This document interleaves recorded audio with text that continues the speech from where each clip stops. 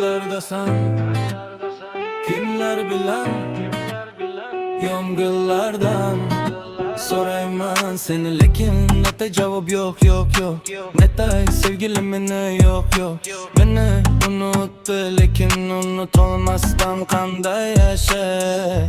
Qanday unutding? Nega jimsanay? Nega jimsanay? Menga ham o'rgat, qanday unutding? Nega jimsanay? Nega jimsanay? Menga ham o'rgat, menga ham o'rgat. Bilmasaydim bir kun kelib seni boylik olib ketardi.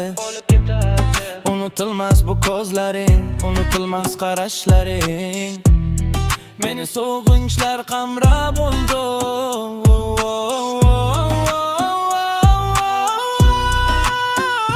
Qanday unutding? Nega jimsanay?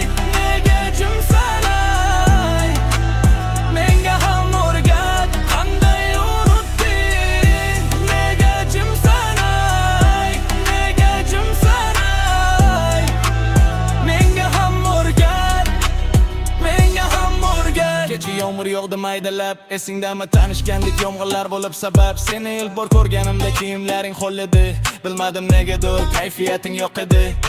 Yoningga borib soyabonimni berdim, ozg'ina bo'lsa ham ko'nglikni olib berdim. Hazil huzurlar bilan o'yinga yetgan edik, ila xayrlashib uyimga ketgan edim.